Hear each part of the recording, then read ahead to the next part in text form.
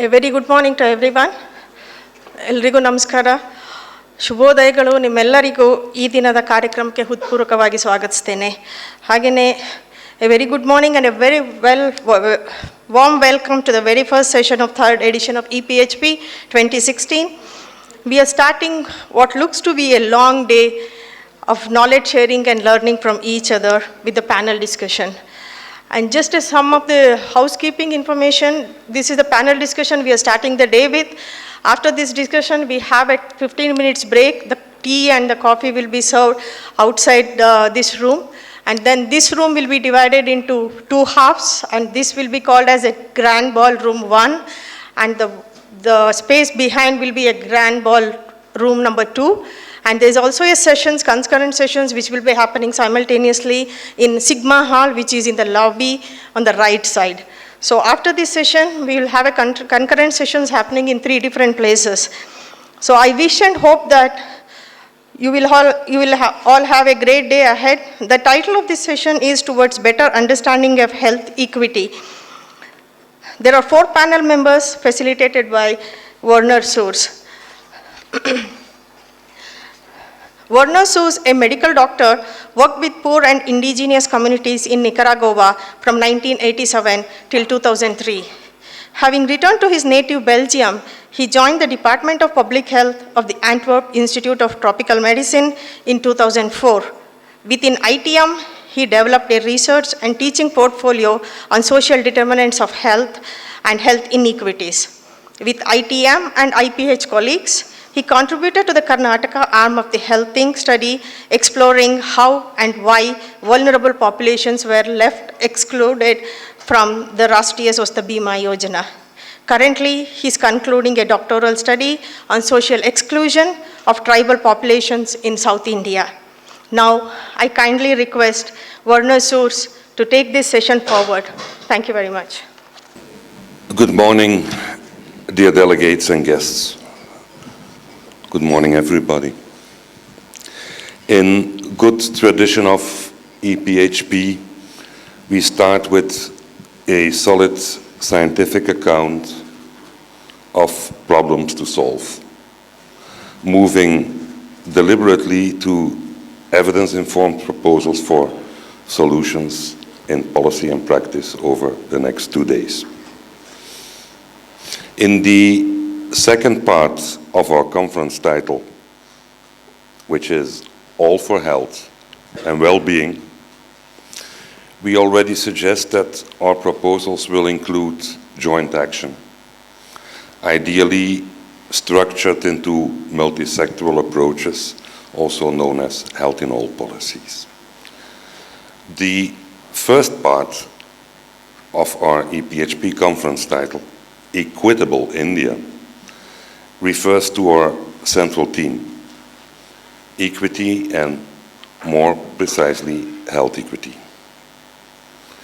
If we strive for health equity, then that is because we are confronted with health inequities.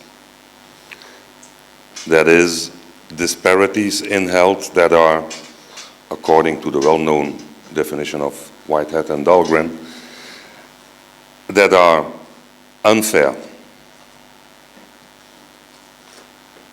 that are systematic, and that are socially produced.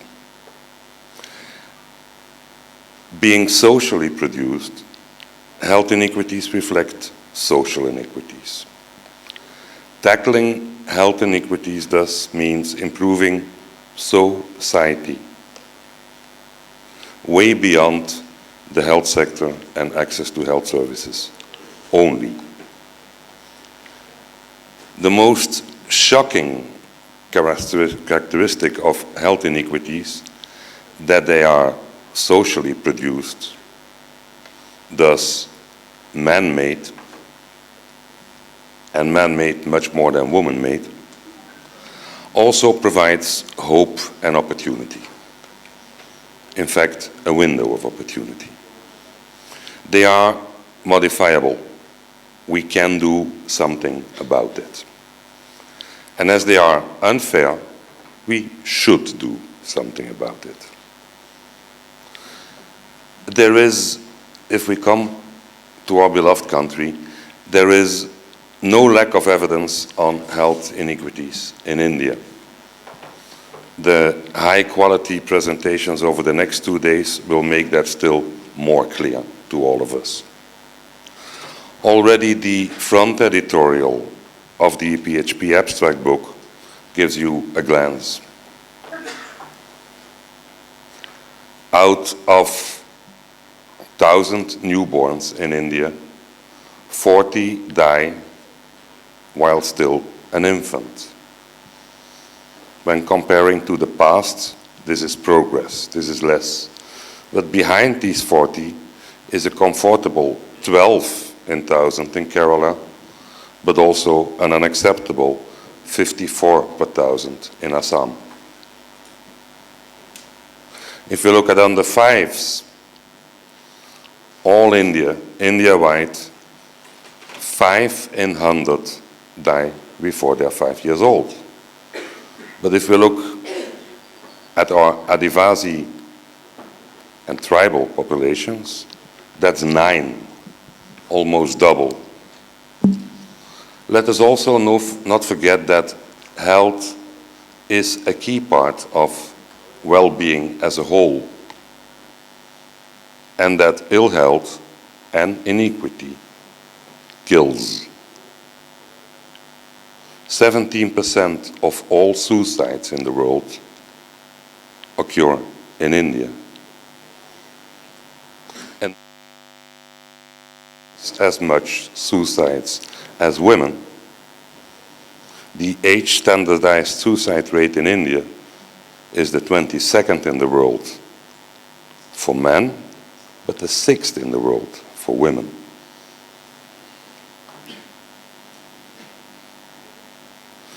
To achieve a better understanding of health inequities, we have gathered here 3 worldwide renowned experts. To my extreme left, your extreme right, we have Dr. Abul Ghaffar, Executive Director of the Alliance for Health Policy and Systems Research.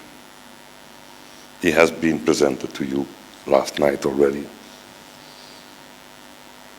To Dr. Abul's left from your side, we have Professor Geeta Sen,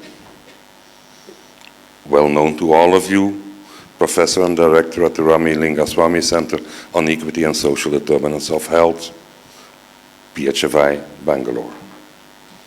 And to my left, your right, Professor Sundari Ravindran from the Achyuta Menon Center for Health Sciences, Sri Tirunal Institute of Medical Science and Technology in Trivandrum, Kerala.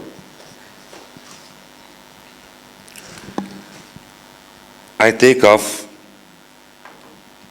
with my first guest, Dr. Abul Ghaffar. It's about 2 decades that we have lots of nice definitions, comprehensive definitions, of what health inequities are. But for about 2 decades, we have done very little about it. We have worked hard.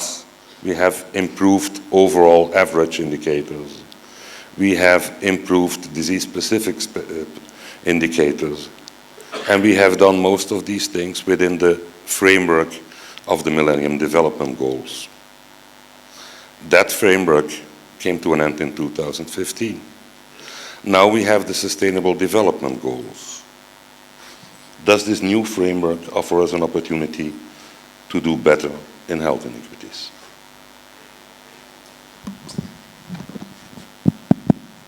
Thank you, Chair, and good morning, everybody. I think what you said, Chair, there are 2 things I would like to say. Millennium Development Goals were again very much focused on health, especially in the health. It was maternal health, child health, HIV/AIDS. And it has worked.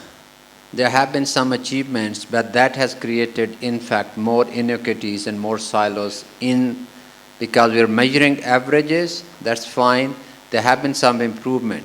But it has not really helped the health outcome. And as you are saying, even when the infant mortality rates were reduced, neonatal mortality has not reduced in many countries, and the reason is, if we really want to improve the neonatal mortality, you don't have to invest into the children's health. You have to invest into the woman's health, and you have to invest into the social determinants. And those are very different approaches. So obviously, whenever few people get together, wise or not wise, politicians or the scientific community, they try to develop some sort of global movement. So the MDGs has moved a little bit, but in a way, there are critics who said it has in fact damaged the overall development of the health. So now the world has moved to the SDGs, as you are saying. SDGs, I think people may not realize, is really a revolutionary slogan because it has taken away the ministries of health. It has taken away the power of the governments. It is more with the people, more with the community, and more with everybody. It's very inclusive, and it is not entirely related to the health. And I think last night one of the speakers was saying there's nothing about like maternal mortality, child mortality. It is like health and well-being. How do you define health and well-being? It is like $1 million question, but something we need to do. How can we all live happily, longer, and with the issues where there's no inequities? How would it happen? I think we all need to change our mindset. Most of us who are sitting here, unfortunately, are medics, except people like Professor Sen, who has been championing this thing, and I'm sure she is very delighted that she has seen the effort she was doing in her own life, that people are now talking about the social change, social movement, social determinant, and social development goal or sustainable development goal, whatever you want to call it. However, still most of the people in health are medics, and when I say medics, they are either doctors and nurses, and when we go to the medical schools, we are trained, rather we are conditioned, something which makes us very proud and very pride, but it does not really deal with the health, it deals with the sickness. And sometimes I would like to say these are not ministries of health, these are ministries of sickness. That's what the ministries are doing, they're not trying to make the health. So that is the one shift we have to make. The second shift is with the research community. Again, within the health community, we are more biomedical, more RCTs, more epidemiology research than social science research, systems research, and that research is the only research which is going to help to the SDG if we really want to reduce the inequity. I think I will stop here, and then we can move forward when the things move. Coming back to what you just said on health systems research, you are heading WHO Alliance for Health Systems Research. In the recent past, did you see enough health equity research in the world, or is this something that still has to grow? And is this something where an institute like yours can give a helping hand? See, it's again the same struggle as Professor Sen and colleagues are having within the overall medical community. We are having the same struggle within the health research community. And in 1996, Director General of WHO established an ad hoc committee on health research. And that's the time they identified that health systems policy research is a neglected field of research within the health research. And that is when Alliance for Health Policy was established within the WHO. And the reason it was established as the Alliance, at that time, Director General's committee which was established, they approved it, but the WHO still thought this is not the research which they want to fully own and establish a department or something. Over the last 20 years, I think the things have moved, and now there's a bigger recognition for systems and policy research, especially after this Ebola and the Zika crisis in the countries. But at the same time, the failure of the MDGs, and then there's an overall, I think, voice of the civil society which has gone higher and higher.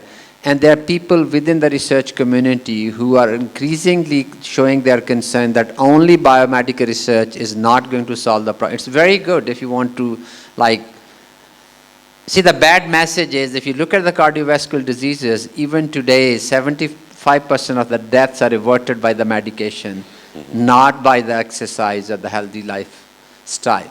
That's the sad part. But I think if you look at the longevity of the health, if you look at the happiness, if you look at the quality of life, then I think the social determinants become very, very important. So WHO is increasingly recognizing it. There is we were able to establish the health system global, and now that's taken a big, a sort of a responsibility and creating a buzz and the movement, and every biennium we are having annual meeting, which was never historically. So there are about 2,000 people who come and talk, and they are the biggest advocate of health policy and system research. So things have improved. Still, I think the budgetary allocation, if you look, they are not much. That is very minimal budget, which is still coming to the social science research and health, policy research or the system research. So we need to work, and we need to work, but I think it will only happen if we are able to work with the policy and decision makers so that they can demand and they can apply, or either with the implementers. Thank you, Dr. Abdul Ghaffar. And now turn to Professor Geeta Sen, and I ask you to expand a bit on these difficult parts of health equity research over the last decades. What are the key questions? What are the challenges? Okay. Thanks very much, Werner, and good morning, everyone. And I want to thank you and IPH for inviting me to this panel. I want to basically draw attention to 4 different strands which have been sort of working sometimes together, sometimes at cross purposes over the last 2 or 3 decades or so, and which account for why we are where we are in terms of attention to health equity and inequity and inequality in research. The first one, in terms of looking at strands of research, was the quite remarkable work by Wilkinson and Pickett, which I'm sure most of the audience knows, the spirit level. And what was remarkable was that it wasn't looking at low and middle income countries at all. It was work on high income countries, and made what was a very powerful point, even though, of course, inevitably, there's a million people who have tried to pick holes in its approach and methodologies and so on, but still, which pointed to the relationship between high inequality and poor health and related outcomes. And what was very particularly important was that poor health outcomes had inequality as the driving factor in the differentials among different high-income countries, not the level of per capita income or GDP. This, of course, followed a very rich vein of critique of trickle-down approaches to economic growth, which said grow and all your problems will get taken care of, which all of us know goes back to the early years of the neoliberal Washington Consensus, et cetera, et cetera. And we know that now, particularly after the crash of 2008, there is a very strong vein of research on inequality more generally. Just, I think it was yesterday or the day before that Joe Stiglitz was in town, and he and Branko Milanovic gave a whole, and I understand I wasn't there, but the audience was huge, on global inequality and its implications for India. What I think, however, is that health researchers need to enter much more strongly in this research.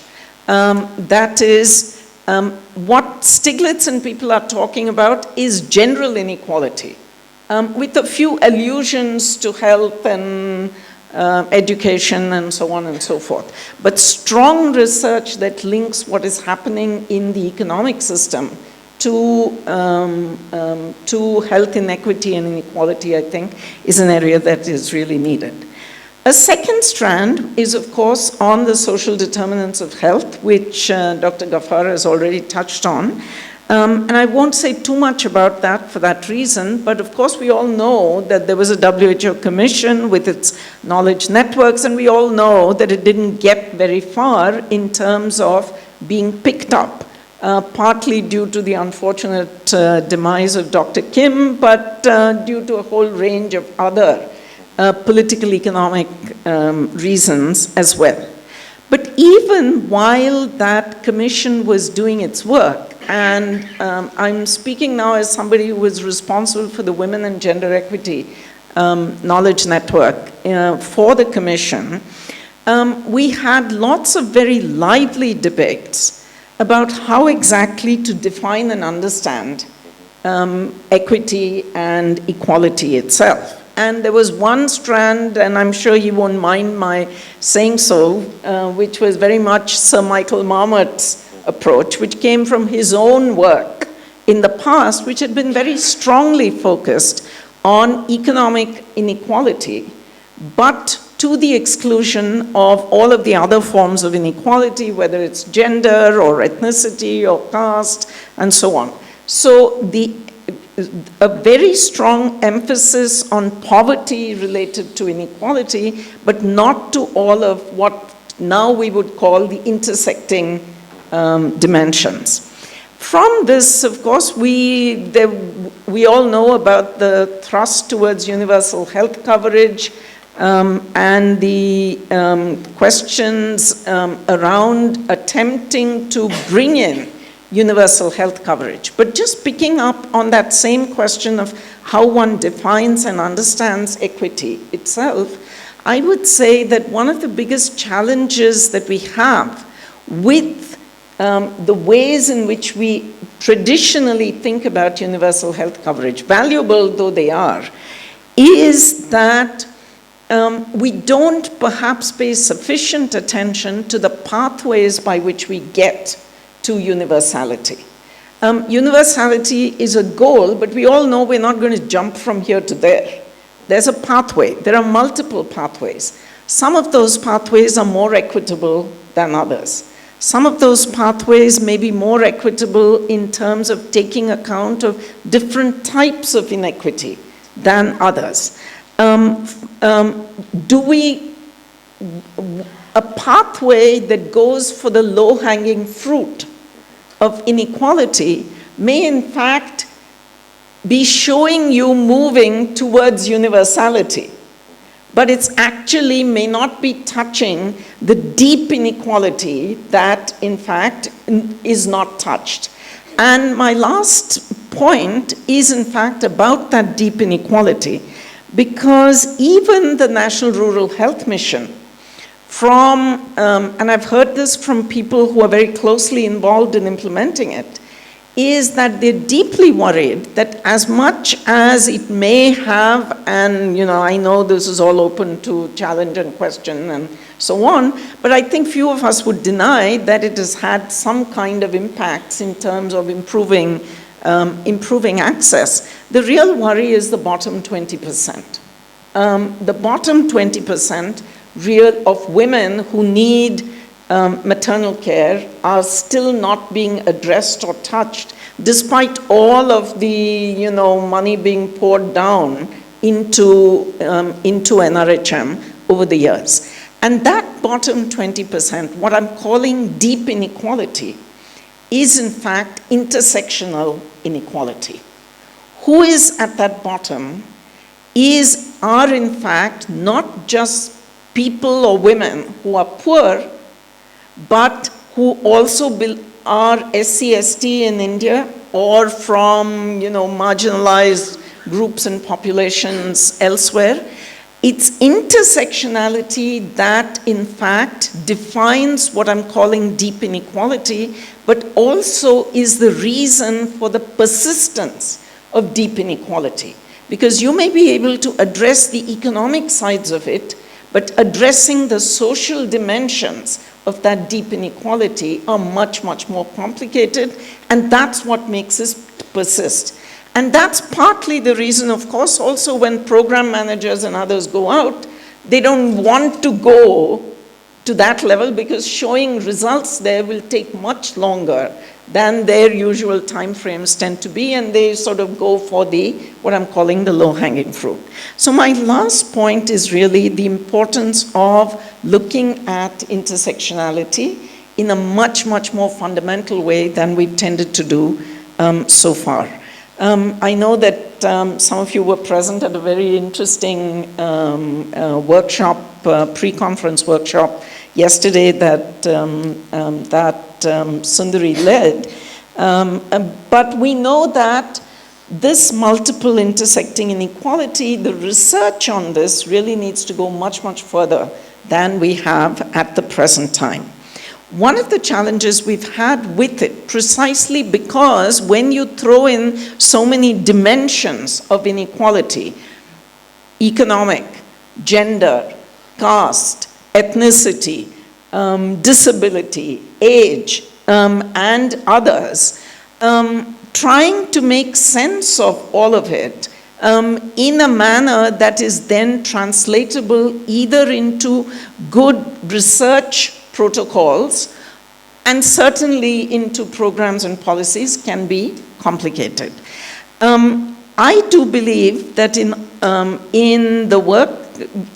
our own work, we have cracked one element of that, which is in fact, for the longest time, people thought it was impossible to do this using quantitative methods.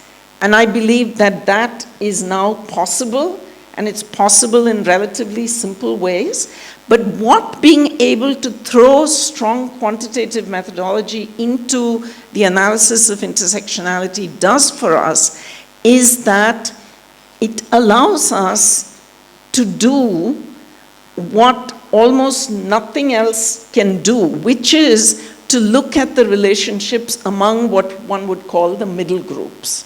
That is, we all know, there's no need to tell us that rich upper caste men in India and poor Dalit women are going to be at two ends of any social or economic spectrum. But what about the groups in the middle? And I believe these groups in the middle are important because, first of all, they're the bulk of the population. Secondly, that's where much of the politics of inequality, which we see being played out in many different ways in this country, are in fact being played out. And if we don't understand what the nature of that inequality and those relationships are, how poor men, for instance, might leverage their gender position to get hold of the health resources available in the household to the disadvantage of the poor women in the household. If we don't understand those mechanisms, or how a OBC poor man may be able to use the OB categorization to in fact leverage political capacity and resources, we need to be able to understand what's going on in the middle. And I think that intersectionality research is really where we need to go and where we need to understand what's happening from different points of view. Mm-hmm. Your benchmark research on that middle phenomenon has enriched indeed a lot an understanding which already became clear with the Commission on Social Determinants on Health, that it's not only the two extremes, but that there's a gradient all over.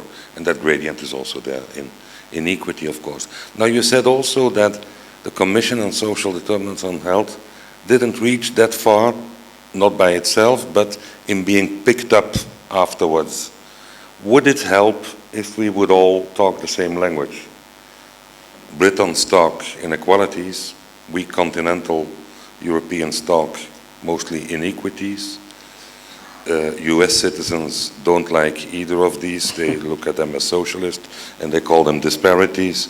What if we would use the same language? I think it would be great if we could come to the same language, but I don't think we have complete agreement even on equity and equality at this point. And I think it would be valuable if we could have some attempt, maybe it's just a glossary of terms which says when we say health equity, this is what we mean. When we say health inequality, this is what we mean. When we say disparity, this is what we mean. And what is the relationship between each of them? That's a nice little taxonomic exercise for somebody to... Okay, I turn now to my friend and Professor Sundari and to research in India on health equities. Where are we in India with research on health inequities and what is needed and appropriate? Okay. Good morning and thank you for this opportunity. And the question that I should say has caused a lot of anguish in terms of how little has been done in a country that is so deeply divided and so inequitable in terms of addressing health inequities in research. So in Achyuta Menon Center, we had undertaken a mapping and synthesis exercise of health inequity research. And surprise, surprise, what we found was that about 75% of the studies were measuring or describing using large national data sets of the extent of inequities that are there, and first round, second round, third round of the same surveys were repeated to basically pose and answer very similar questions. Now, I'm not saying it's not important to document. I think it is the first step. It visibilizes. But even in this kind of research, what was missing was several very important categories. What about sexual orientation and disadvantages? Even migrants. Now, because that's not, various disadvantaged groups have not yet been even described in terms of how much and what kinds of health inequities they suffer. So that's a big gap. You use whatever categories are readily available to you, and you only study those. That's important. But what about the others? So there's a huge gap in, of course, the intersectionality, Geeta has said enough, and I think that's a huge gap as well. But when we haven't even started with basics, I think that's quite a Maybe long not everybody distance. in the audience is familiar with the term intersectionality. Could you briefly explain? Okay. Geeta just talked about how we were not looking at multiple categories. That is, we treating all women as the same, all men as the same when we do just a sex-based analysis. But there are poor women and rich women, and there are groups of women who are more privileged than some groups of men. And, so that kind of nuance not being there. But the most important thing for me is that we have not begun to ask the why questions. Why are there these health inequities? What are the pathways through which they have been created? And how are they being reinforced? That's one big question that's missing in a lot of research. And the second one is research that would move us towards solutions. What is the kind of social scenario where there will not be health inequities? How do we get there? What is stopping us from going there? And there, I think, we have to look at the larger structures. And I think 2 or 3 things. One, we have to get off from the denial mode. I teach, and many students in my class even now say, there is no caste in India. That was long ago. Really, is there? So, that is one. The other is the denial of very large global economic forces and the kind of development paradigm that we adopt. And then in the same, there is this double speak of, on the one hand, we want economic growth at the cost of everything else, and on the other hand, we're very concerned with health inequities. I mean, I don't think the two go together. So first, we have to name names, we have to acknowledge what are the largest structures, then we need methodological innovations. Because, trying to study how the global food crisis affected the malnutrition in my district. I mean, this is very important, but it's also, I don't think we are quite there. And I think this means genuine multidisciplinary work, going beyond just statistical analysis to draw conceptually. And to do, yesterday in the pre-conference workshop, Prashant was mentioning theory-driven research. You start with the understanding of, or at least hypothesis of how various things are affecting what is happening at the ground level, rather than start with your data, come up with some analysis, and then you find some statistical significance, and then you start interpreting backwards, saying, could it be this or could it be that? And then all your biases, your own worldview, and your denials, they come into play. So if you find somebody starving, is it they don't know about what is the best thing to eat? So I think overall, I would, I've been thinking about why is it probably we don't have a body of knowledge that would push us towards tangible solutions in this country. And there is excellent research, and there are excellent researchers, fantastic methodological geniuses, but we are very fragmented and working within our own discipline. Say, fantastic work in terms of gender inequities research. There is very good work in econometric analysis, there's health financing, but we are all within our disciplinary boundaries. I think we meet in our own specific conferences and meetings, but we've never come together as a group concerned about changing things, and saying, how can we put our heads together, teach each other what we know, and learn from others what they know, so that we really find a way to approach this problem and make it, at least make steps in the right direction, rather than, doing things that is progressively deepening inequities and which will never take us to where we want to go. Multisectoral approach in research is, of course, a good thing. Not doing this research in parallel, but together, as you argue, is even better. But those who are most inequitably treated, those who are most discriminated and most excluded, why aren't they here among us? Yes. I was mentioning to you yesterday that one of the things that is glaring in its absence in the health equity research, or not absence, but just mention, almost as if it is essentialized, is about caste and the discrimination, the untouchability, the exclusion, and how that affects health. There is very little theorization except from very good work by the Indian Institute of Dalit Studies. But beyond that, what we note is the association of caste. It's a risk factor. But beyond that, very little of theorizing on these things. And also, as you said, asking and learning from the ground of what are these everyday mechanisms. How does discrimination look to the woman who goes to the health system or who cannot go to the health system because she is afraid of the language there? And, this again means methodological innovations, even method innovations. How do you get them to express what are these pathways through which they experience the exclusion?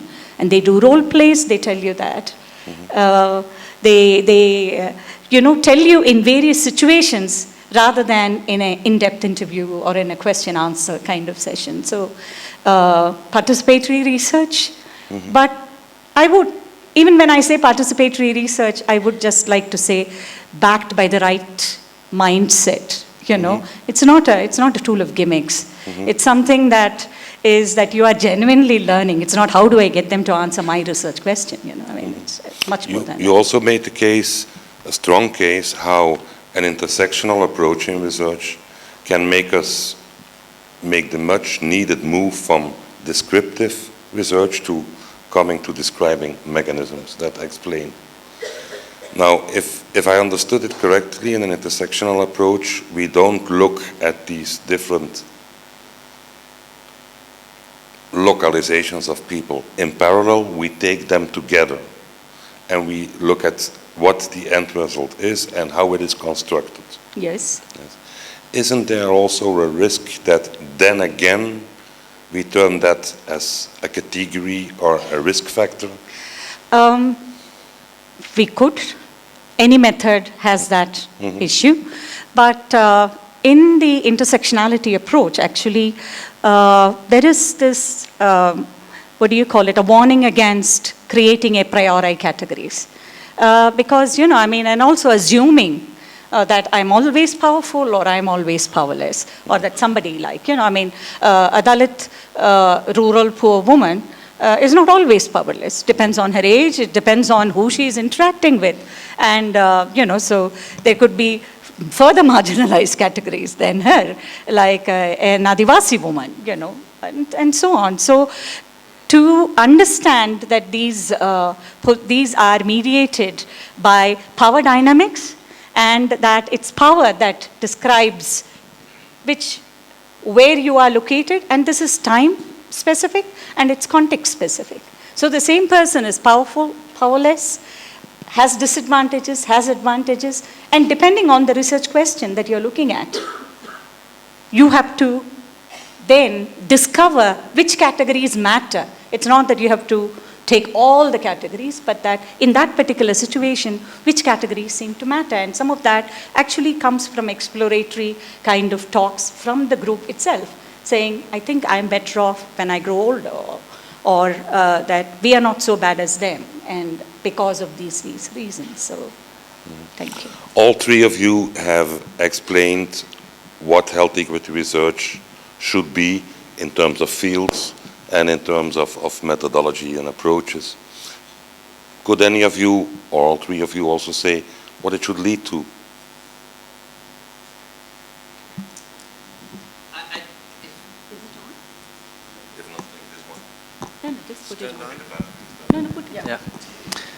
If you allow me, I would just like to have a comment with Professor Sen and Indrani said. I think one of the issues is, like, as a research community, I think we understand what are the methodological challenges, what are the issues.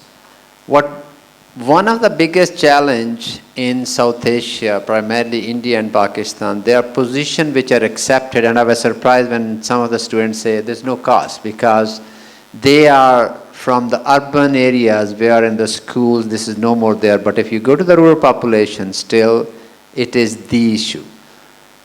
The question I have, which worries me, is like, okay, we can keep on doing a lot of wonderful research for peer-reviewed publications or for academic institutions. Is it like, what is the next step? Because there are positions which is accepted by the society, including cost and some other issues that society has accepted. Somebody has to question that status quo. We provide that argument as scientists, but how can and who has to act? Is it the parliament? Is it the civil society? Is it the research community? Obviously donors are not going to do it, and the global economic forces are not going to do it, because it is in their interest to keep these things. And I think there's a research which needs to be done, that how can we make this wonderful research which is being done, conducted, and then disseminated into the scientific meeting or into the peer-reviewed domains. But I think there's a step which is missing, and somehow or other we do, but I think that's what needs to be done little more. And other, I think the issues are like, The reason I'm saying it like this, social determinants, the commission it has, and I will not say much being a WHO staff, it was a complete political thing why it has not happened, and most of us know it. But the question is, all this research we are talking, it questions status quo. It is a political research. It's not a social science research. These are not social, we call it, but it is basically a political thing which needs to be dealt, and I don't know what is the best way to move forward, but it is a deep, hardcore politics. And sometimes we have done very well, like if it's a tobacco, if it's a sexual orientation, we have done something. But on the cost, on all migration and all those things, we say something, but we don't move forward. And I think that's the next step we need to do within WHO, within funding agency, within academia, within the civil society. But Professor Sen, I think, is much better than what I am. Well, I don't have the constraints of WHO on me, so I can say what I please. I think there's an elephant in the room that we have not addressed. And the elephant in the room is, what is the current avatar of neoliberalism? And the current avatar, I kept talking about deep inequality, the current avatar is deep privatization.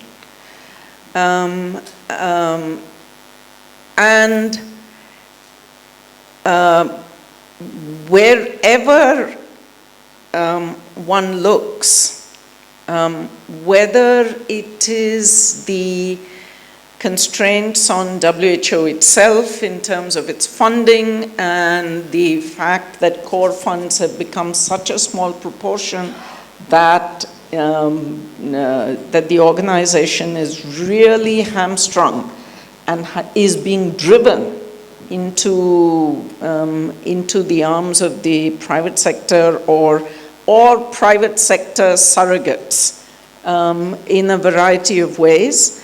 Or it is the SDGs themselves.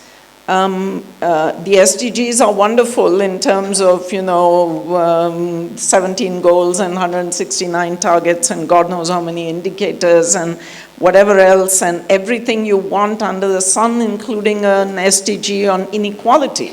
We never thought there would be an SDG on inequality. We never thought that universal health coverage would somehow get into and become a target in the SDGs. But the fact of the matter is there's no money there. The money that's available at this point for the SDGs is very, very minimal. It's not going to get us, we can define indicators, till the cows come home, and we won't get there. And that fight at the global level has become so severe, and it's all driving in the direction of there's no, even for the least developed countries, there's not going to be enough money for coming out of development aid.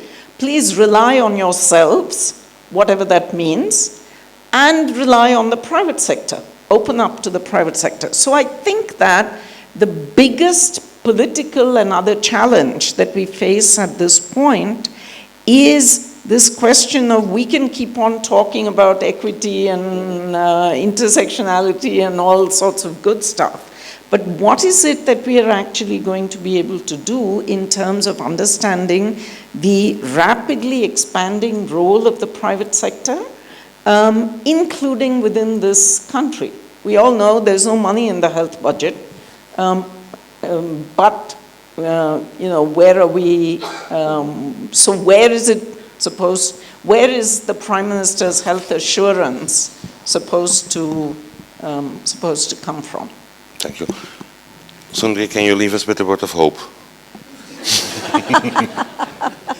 Well, then I would say it's a call for everybody in this room to recognize that health equity research is a political project, and to join hands towards research that can change things, and so that we don't have to keep meeting and comparing notes about how bad things are, and begin to say, and it's a political thing.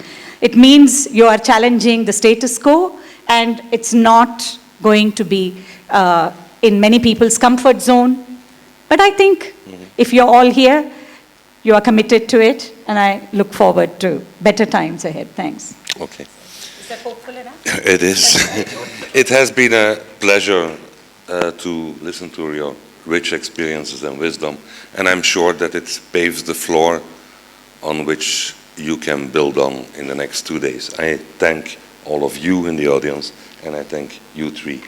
I would like to thank Dr. Abdul Ghaffar, Professor Geeta Sen, Professor Sundari Ravindran, and Werner Soos for the enriching discussion on inequity and sharing what you think or believe it are the issues to be addressed and how it needs to be addressed, with a big question of how to go forward together. Thank you very much. Thank you. And thank you. A special thanks to Werner for facilitating the discussion very well. Thanks, Werner.